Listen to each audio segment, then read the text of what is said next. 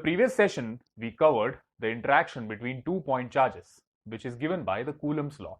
We understood the formula for finding the electrostatic force experienced by a charge due to another charge, which is separated by a certain distance. In this session, we'll understand what you mean by electric field intensity. Let's get started.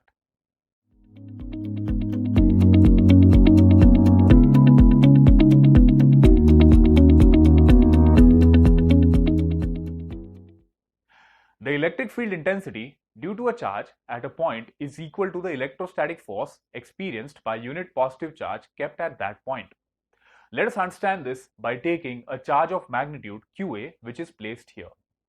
Let us say we are required to find the electric field intensity at a certain point here, which is at a distance of r from this point.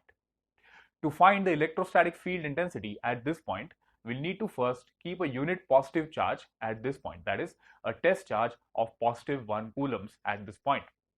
Now we can find the electric field intensity by finding the force experienced by this charge due to this charge using the Coulomb's law.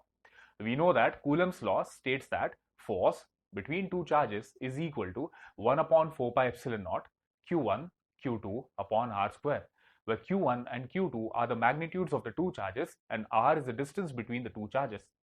Here the magnitude of the first charge is QA and the magnitude of the second charge is 1 coulomb, and the distance between them is r units. When we substitute, we get force equal to 1 upon 4 pi epsilon naught QA upon r square. This is the expression for the electric field intensity due to charge QA at a distance of r.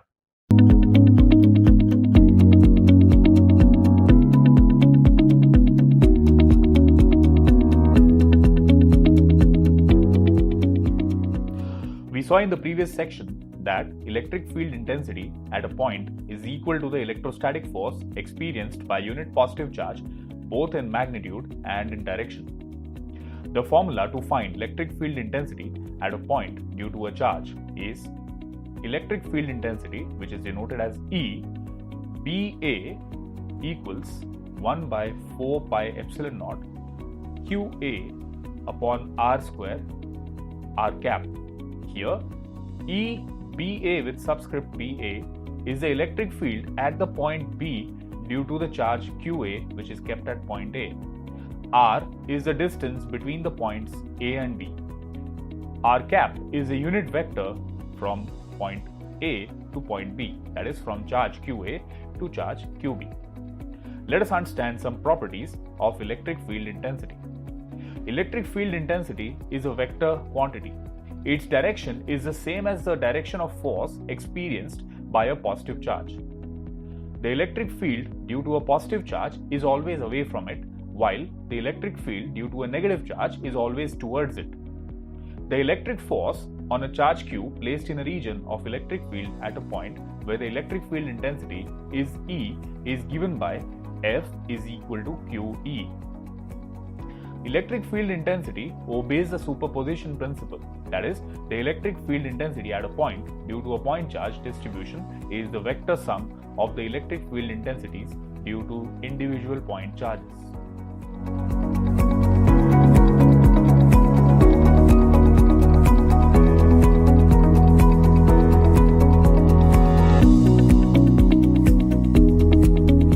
Let us understand some properties of electric field lines. The electric field lines follow some important properties which are given here. First, the electric field lines start from a positive charge and end at negative charges.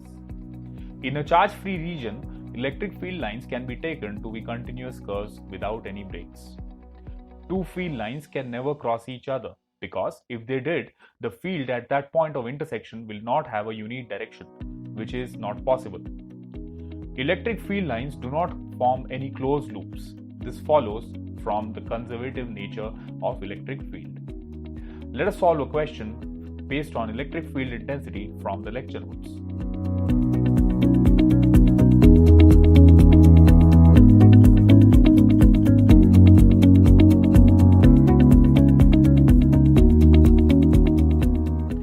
Question number 19. The question is, three charges each equal to Q are placed at the three corners of a square of side A. Find the electric field at the fourth corner. Let us understand this question and comprehend and make a diagram based on the information given. It's given that 3 charges equal to Q are placed at 3 corners of the square of side A.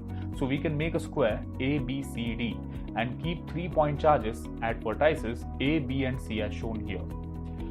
Now let's understand the electric field due to the 3 point charges which are kept at points A, B and C. Due to point A, the electric field will be in the direction towards the right as shown here, which is the direction given by EA. The electric field due to point C, which is EC, will be in the direction as shown here, that is upwards as shown. Electric field due to point B will be along the diagonal, that is EB as shown in the figure. Now we need to find the electric field at point D due to each of these charges A, B and C. As the electric field is a vector quantity, we'll add the 3 vectors EB, EA and EC. Let us first find the directions along these 3 electric fields. We know that the diagonal of a square is equal to root 2 times the side of the square. So hence we can say that the diagonal BD is equal to root 2A.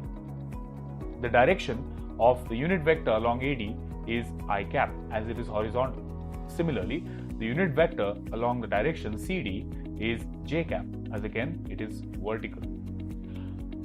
The unit vector along the diagonal, that is BD, will be equal to I cap plus j cap upon root 2. Let us find the electric field intensities due to each of these point charges at point D. The electric field intensity at D due to charge which is kept at point A will be equal to 1 upon 4 pi epsilon naught Q upon A square I cap. Here, I cap is the direction of the unit vector along AD. The electric field intensity at the point D due to charge which is kept at point C will be 1 upon 4 pi epsilon naught Q upon A square j cap. Here j cap is the unit vector along CD. The electric field intensity at point D due to charge kept at point B will be 1 upon 4 pi epsilon naught Q upon root 2A square multiplied by the unit vector which is I cap plus j cap upon root 2. Important thing here is that we have taken R, which is the distance between the 2 points, as root 2A, as BD is the diagonal here. Also, the unit vector along BD is I cap plus j cap upon root 2. Let us add the 3 vectors, that is vector EDA, vector EDC and vector EDB. When we add, we will take the i's and the j's together. So we get Q upon 4 pi epsilon naught A square multiplied by 1 plus 1 by 2 root 2 in brackets I cap plus 1 plus 1 by 2 root 2 in brackets j cap. Let us find the magnitude. To find the magnitude, we get Q upon 4 pi epsilon naught A square root of 1 plus 1 upon 2 root 2 whole square plus 1 plus 1 upon 2 root 2 whole square, which is equal to Q upon 4 pi epsilon naught A square multiplied by root 2 1 plus 1 upon 2 root 2 whole square, which is simplified as Q upon 4 pi epsilon naught A square multiplied by 1 plus 1 upon 2 root 2 multiplied by root 2, which is equal to 2 root 2 plus 1 in brackets Q upon 8 pi epsilon naught A square, which is the answer. Hence, the electric field at point D due to the 3 point charges kept at point A, B and C, which are the vertices of the square, is equal to 2 root 2 plus 1 Q upon 8 pi epsilon naught A square.